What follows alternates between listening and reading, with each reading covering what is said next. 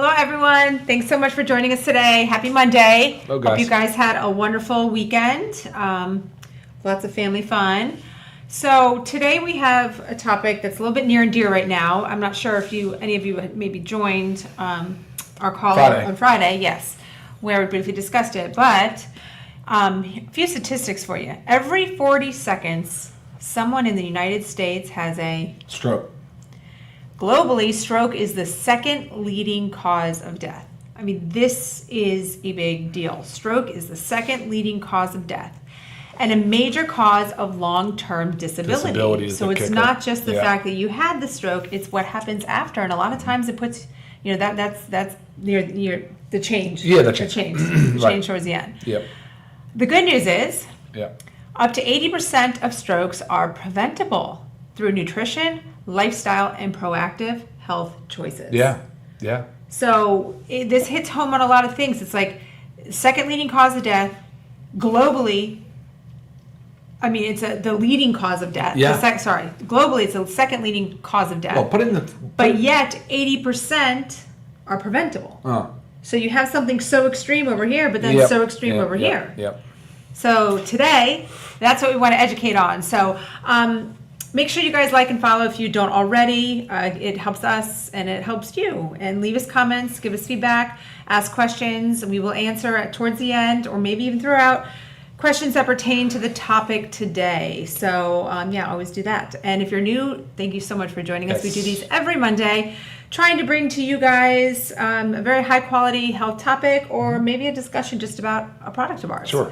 So I'm going to lead it to you. All right. Let me share the story. All right. Awesome. Well, I'll probably contradict myself a little bit, even with just your opening statement. But on Friday, I did share a story about my mother had a stroke, and I was with her actually when her first symptom came on. We were driving home, and she was driving, and she did a turn into the lane, and we stopped at a red light, and she got dizzy, and I thought maybe it had just been some inner ear thing that just threw her off, a little vertigo or something. But about 5 days later, we were not around. She called me and said, "Hey, I'm having some dizziness, nausea, just don't feel good. I don't feel good." And I said, "Well, can you go to the hospital?" And she said, "Yes, I can." And then she ended up being diagnosed with a stroke, which was super shocking news. Very shocking. Because the contradiction is that if you do the things to prevent a stroke, you'll most likely be kind of ahead of it, aware. And we've been doing that with my mom.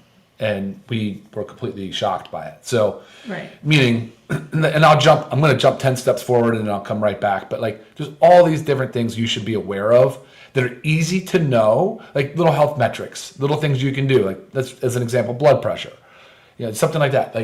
Just know these simple things, and then we'll go more into depth as we talk about the other things. But we knew all of it. But I think a lot of what my mom's issue was that many years of neglect, the calcification. The calcification and the atherosclerosis that builds up, the plaque formation, it starts building up because of just unhealthy living for such a long time. Now she's made some significant changes, and I think she'll rebound just fine because she, quite frankly, doesn't have any of the disability or severe symptoms. So maybe her rehabilitation will go smoother. But the topic today isn't really just about my mom's stroke. The topic is about stroke, but also in heart attacks and cardiovascular disease. But this isn't like a boring topic, really, because even if you are young and vibrant and 35 years old, maybe you're like, this isn't me. But guess what? A family member, a loved one, and quite frankly, it's what you're doing today, where you'll have to work on you'll have to be working today for your 25-year future self. Yeah, and that's when we talk about being proactive. Yeah. Okay, doing things well before you need to, right? That is being proactive about your health. And that's something that my mother-in-law didn't do. Now, when she moved closer to us and we were able to really tighten things up and help her supplement right and educate her on the proper way to eat a healthy diet. She's going to the gym on a regular basis. But we didn't control, she was not proactive in her younger years. And this is a result of it. And it's scary. It's scary to just see. It's wonderful to see how she came out of it. I was going to say. But it's scary to think about what could have just happened. But how she's coming out of it right now, which is still fresh, but think about what if she hadn't done the lifestyle changes? Sure. And she made these changes late in the game. She's 74. Not late in the game, but I mean, she just started doing things in the last 5 years. Right. So, It could have been a lot worse, right? I mean, imagine if she just kept going on and doing the things she'd been doing with sedentary lifestyle, drinking too much alcohol, eating ultra processed foods, and just poor nutrition. You know, that's the thing, right? So it could have been way worse, probably. Right. I imagine.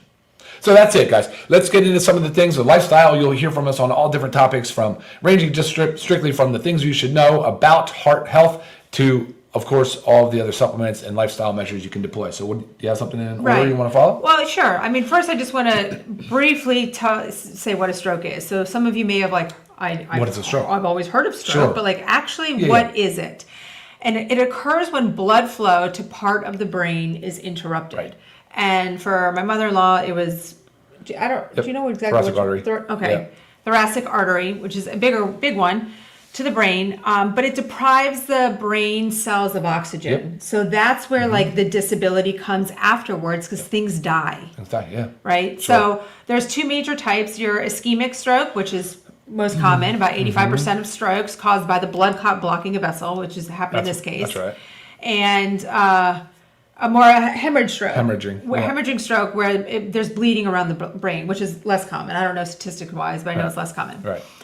So the impact of what happens is brain cells begin to die within minutes. That's why, gosh, I always remember, it must have been in school and stuff like that when we were going through trainings and they give you all the stroke, prevent all the signs. Yeah. Because the quicker you can get help, the better your chances are of coming out.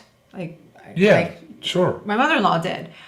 So what tends to happen, functions like speech, movement, memory, vision, they can all be lost. And those ones right there, FAST is the mnemonic I remember. So if F, you're right. F is the face drooping or one side's off. A is the heavy arm or one-sided arm weakness, right? And then slurred speech is the S. And then T was the time to call, time to go, because time is of the essence. So FAST was FAST, the mnemonic. Gosh, I completely forgot about that. Yeah. But that's what I was talking about. I remember going through all the training on it because, immediate emergency treatment is critical. It is critical for the outcome. So just remember that. Pay attention with all your loved ones. But if you ever suspect anything, and again, this one wasn't really any of those symptoms, but just you knew something was off, right? Yep. So, gosh, when in doubt, just get checked out. When in doubt, get checked out. That's right. There you go. Okay, so lifestyle factors for prevention. I mean, we talk about this stuff all the time. I mean, we can talk about it till we're blue in the face, and unfortunately, many people don't take part in it. No, it's sad. It is very sad. And some of it is lack of education, and especially when it comes to diet. An interesting thing, so we had my mother-in-law over last night for dinner because we had to do her birthday dinner because she missed her birthday. She was in the hospital. Unbelievable. Very sad. So I have just started getting into making sourdough. And it's a very clean bread, obviously. I use an organic flour, and it's water and a little bit of salt. So super clean. But she was worried to eat it, a piece of it, because she's like, well, doesn't this make me fat? And I just feel like that's such a comment. I hear that all the time. It's people just equate a healthy carb to making them a healthy carb to making them fat. And I try to explain to her, sugar is the culprit. Those cookies that you love sugars and all that stuff, that's the culprit. So when it comes to eating healthy, I do want you to think mostly, a Mediterranean diet is a great one to follow just because you have it's rich in vegetables, leafy greens, your fish, your high omega meats, olive oil, nuts, berries, low saturated fat meat. Even last night I did cook a bison, and bison is very low in saturated fat. So we were educating her on that too, because she was scared to eat the red meat because it is red, but it's very low in saturated fat. So sometimes I know that this comes from lack of education, which I understand. This is not everybody's. Well, with that, or they get mixed information. I mean, gosh, you could type in, everybody knows this, you could type in anything you want on the internet, and you can type it in and word it one way to get a set of answers, and just change that wording towards the opposite side, and you're going to get just conflicting answers. So they're literally going to bump each other in the head. So it is very confusing, and we do know that. That's why we also like to talk about it. And maybe we'll do just another training one time on just nutrition. Sure. It always, the more we talk about it, the better. So limit your processed foods, limit things that come in packages. You've always heard that that saying is do the perimeter of the grocery store, because that tends to be your produce, your meat, your dairy, that kind of stuff. focus on that. If something comes in a package, guys, it's processed food. It's probably going to contain some form of trans fats, excessive salts, excessive sugar. Yeah, different always preservatives. going to be there. Yep. Yeah, preservatives. I mean, it's junk. I know it's hard to do because that tends to be the fun stuff, especially if you have kids. But whole foods. Think about eating whole foods coming from the earth, right? That's right. This briefly tapping into exercise. Yeah. We don't need to get specific on exercise because the goal is to move your body every day. Of course, you want to have a little bit of a balance of getting your heart rate up through some sustained cardio, even if it's like longer distance walking, biking, anything like that. But you also need to do some type of strength training. So Yeah. but with that, there's body weight stuff. There's YouTube Resistance is a wonderful training. source. Yeah, 100%. And right along that, you can also monitor. There's some of your metrics that you can start to look for. So you can look at your resting heart rate. You can look at your heart rate recovery, heart rate variability. You can look at your VO2 max if you're into more performance stuff. Right. These are the types of things that you can look at. A wearable now tells you these things. And those things also are very nice to track from a cardiovascular perspective. Right. And blood pressure, of course, like we talked about. But That's next to their blood pressure control. Yeah. Know your numbers, but don't just know your numbers when you go to your 6-month, 1-year checkup at the doctor. Yeah. Because it can change very quickly. And this also happened with cholesterol for my mother-in-law's. I think maybe 3 months prior, maybe 6 months, she had a full blood panel and the cholesterol was decent.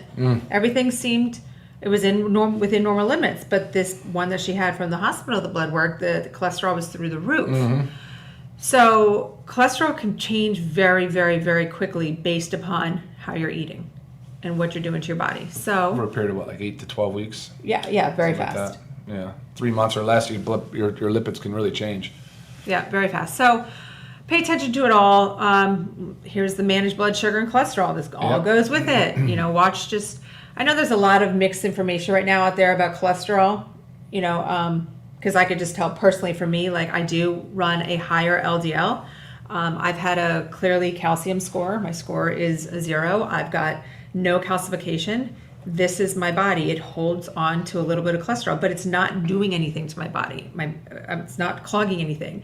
So the more you know about your body, the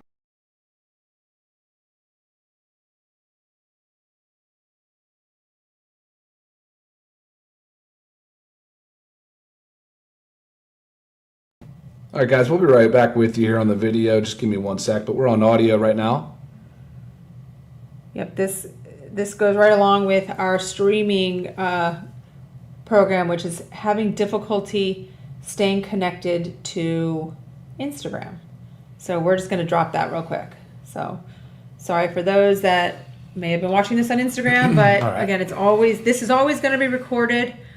It's always going to be on YouTube. So helps there. Okay, stress management. We know that chronic stress contributes to hypertension and inflammation, right? Remember inflammation, because that's going to keep coming back when we talk about supplements. Avoid smoking, limit alcohol. I mean, these are things that we know. So these are the same type of lifestyle stuff that we go to over and over and over again. So part of lifestyle is supplementation.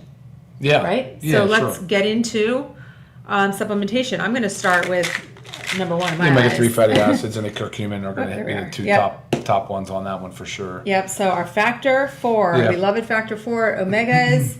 The DHA and the EPA is what you're going for here. Right. Yeah, the omega-3 fatty acids can help with your triglycerides or HDL, can help with the inflammatory markers.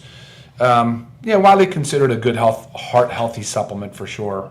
Even prevailing theory from cardiologists and everybody. So, and the curcumin, of course, is a great antioxidant to help.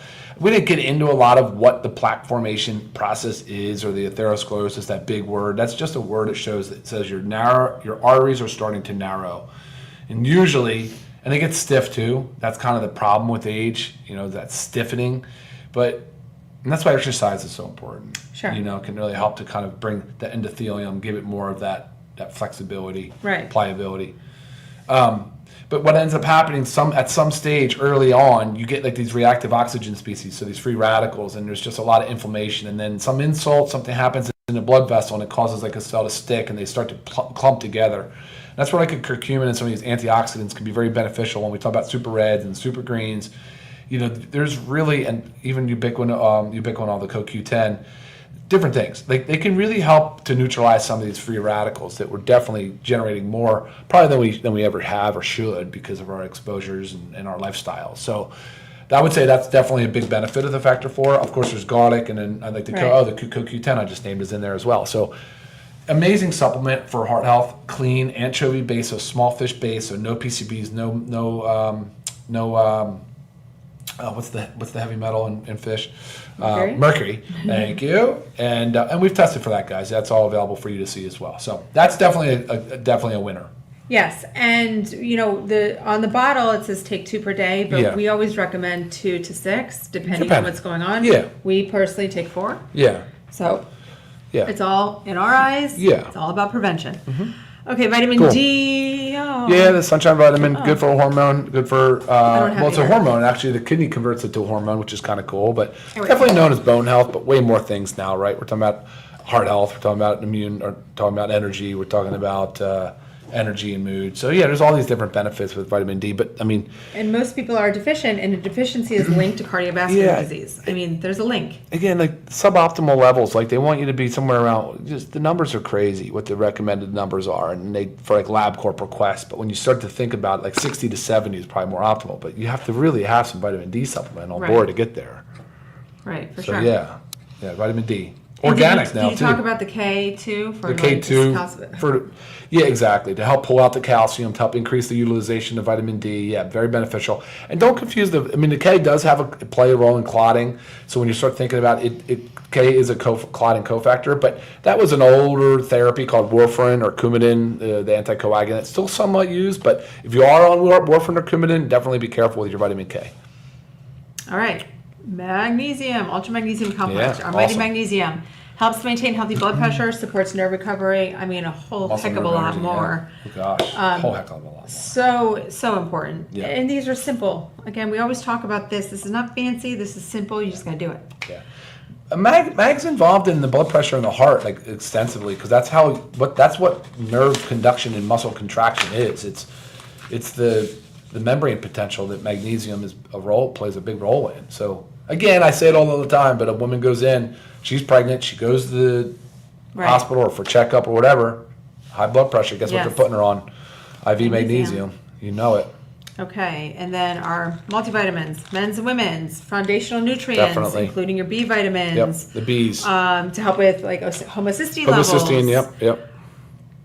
I mean, a high or elevated homocysteine level is a risk factor for stroke, right? So, got to know all this. Yeah, the B vitamins are critical. Know your numbers. Yeah, know your numbers. Your homocysteine level is typically a common test that can be done on your homocysteine for sure. That's another one. Homocysteine levels. Maybe even want to know if you have the MTHFR gene variant, where you would definitely need to be taking methylated vitamins because ours are methylated to make sure that just in case. But there's so many like little data points that you should have that are not any more work if you're already getting routine blood work. You can just add them on. Most insurances cover it. Not expensive if they're not covered. So there's just a bunch of that stuff. Right. So yeah. All right, what's next? Yeah, no, I was just reading a few things. We have Tammy, who's a naturopathic practitioner, says they like to see in their practice vitamin D levels a minimum of 80. Yeah, see, there you go. I always say I'm about 89 right now. I think it's like somewhere around 16 or something, like to prevent rickets or something. And that's, again, what the levels are there to do, is like to prevent disease. It's like, holy crap, well. We want to be optimal. We want to be optimal. We're not looking at just surviving. We want to thrive. Yep. And vitamin D levels definitely need, like Tammy said, her clinic practices at 80, 60 to 70, definitely more than 50. And you can get there. I mean, the 2,000 units will keep you between 30 and 50. You can go 4,000, 6,000. But remember, fat-soluble vitamin can build up, can accumulate, especially for those that have kidney disease. Got to be careful. But, again, know your numbers, know your levels. Yes, for sure. And work with clinics like Tammy. Yes. Definitely find a holistic physician, a naturopath, a functional medicine provider.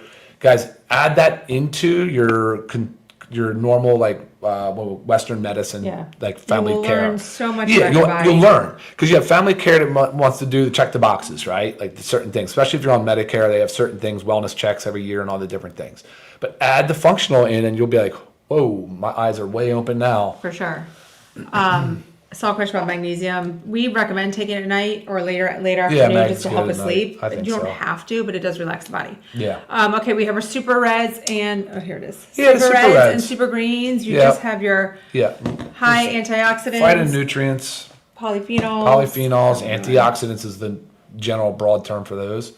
Again, the free radicals, reactive oxygen species, they're things that could be from, gosh, you name it, man. Like excess alcohol, staying out too late, just excess sun exposure, exercise. There's these different things. So we recognize that free radicals are beneficial, but you have to give your body the mechanisms to neutralize and to sort of, work through that process. It's one thing, like if we were eating the way we were eating 50 years ago, where, I don't know, 75% of single family homes had a garden, where you'd eat the colorful plants and vegetables out of your garden, and you would be part of your diet every single day, and you'd have your free range chicken eggs in the yard. Uh-oh. Snooze. What does it say? Where Your is the computer is snooze? about to reboot. Right here? Yes. Oh my gosh, guys, I'm sorry. Okay. We're not technically inclined, I feel like. So anyway, you get the point. So you need to really have these whole food plant ingredients. Plant foods, yeah. Plant foods. And that's what we've done here with USDA certified organic. And we've definitely added a lot, and we give you full transparency on everything that's in there with glyphosate testing, heavy metal testing, all the different things. I mean, just, here's another thing. I should mention this real quick. Okay. In heart health and aging, nitric oxide plays a pretty critical role. Nitric oxide is a signaling molecule. It's actually a gas, but it does help to vasodilate, open up the artery. Again, as we age and they get more narrow and they get stiff. Now, nitric oxide has a very, very short half-life, milliseconds or whatever, but it's the body's continuous attempt to free up and increase blood flow. So when you feed your body with foods like high in dietary nitrates, like the thing, even like a beetroot, right, as an example, high in dietary nitrate, that can help with the nitric oxide process. And then we'll get into why the essential aminos also have arginine and citrulline, Yes. also precursors to nitric oxide. But benefits, right, to help increase blood flow, to help support the nitric oxide pathway that does get a little bit harder to manage as we age. Yes, for sure. Okay, so a lot of that, is geared towards prevention. Yeah. So, I mean, Sure. what do you know, guys? Right here, this is our Alta Wellness. Oh, there you go. Perfect. Good catch. Didn't And do that I'm on purpose. about to throw this one in there too. I know you just brought it up because Yeah. of citrulline and arginine, but also post-stroke recovery. Right, So it's so important That's a big for a your big muscle one. recovery and stroke-related mobility. Yep. I mean, so your Ultimate Wellness Pack. I mean, we put this together for a very actually. important reason, right? Very important reason. A few other things just post-stroke, right? What are our goals? We rebuild the damaged brain and nerve tissue. Right. Again, same thing, support circulation, oxygen delivery, just like what you're doing before. Reduce oxidative stress and inflammation, just like what you're doing on the prevention side. We regain muscle strength and coordination, which I just said. So I'll That give, stability training's huge. yes, very, very important. And also with that comes, I'm going to throw in our creatine. So the creatine Yeah. will help with the muscle, Sure. but it can also help with the brain. The brain so cognition. what did I put down here? Sorry, guys. I'm just looking at my notes because I emailed myself a few things I just want Yes. to say too. So creatine Creatine, yeah. is very well studied for brain energy metabolism and ATP energy production. So so many people still hear creatine and think it's all about the muscle, it's all about the meatheads. It is so studied in brain energy metabolism. It is so important for our brain. So typically, what did I just say? What happens in a stroke, right? Our brain cells die due to the lack of oxygen, lack of blood flow. You need to help regain all that. So research in traumatic brain injury and neurodegenerative disease suggests creatine may help protect neurons and improve recovery.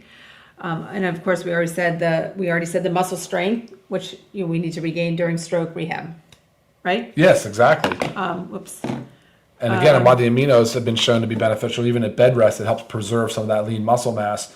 Because the stroke recovery can be lengthy, depending on the symptoms. Right. And it could require lots of different therapy. It could be physical, occupational, speech therapy. I mean, there's a lot of different things they have to reestablish. Most stroke victims, Right. I'm just going to throw this lovely guy in here. We love our methylene blue, but it's been studied for its ability to improve mitochondrial function. You hear us talk about mitochondria all the time, and energy production. Reduces oxidative stress and enhances memory and cognition, which tend to start to diminish after or are diminished after a stroke, because the brain cells die. So we need to help repair and improve the brain function. So there's that methylene blue. Yep. And then same thing was kind of going with the E3. E3 is a little bit different because it has the caffeine. Right. So you have to make sure that you can tolerate caffeine, because if you have high blood pressure, caffeine may Sure, not be it can the be best bad. It depends. option If for it's you. uncontrolled hypertension, then yeah, caffeine's going to be a no-go for you. But Yes. if you're well managed, you might be able to add a little bit. Right. Coffee is But it's more teas. And right. It was more because instead the of alpha the, GPC, the huperzine There you A, all those other ingredients that are great for the brain. yes. Oh, Yeah, I just wanted to say something real quick about the collagen. Collagen is important because it has a unique amino acid complex, but it's such a big component of your arteries, your veins, your vasculature. And after a stroke, one of the people you will see is a vascular surgeon. You'll see these people because they have to assess your blood flow through the vasculature, and obviously they're worried about stiffness and narrowing of the arteries. That stiffness is made up of collagen, and a lot of the material of the arteries. So, I mean, look, giving the body again the amino acids it needs to build collagen to help slow the breakdown. It's beneficial. It's beneficial for a lot of reasons, but that's something that many people don't think about. And then lastly is the hydration.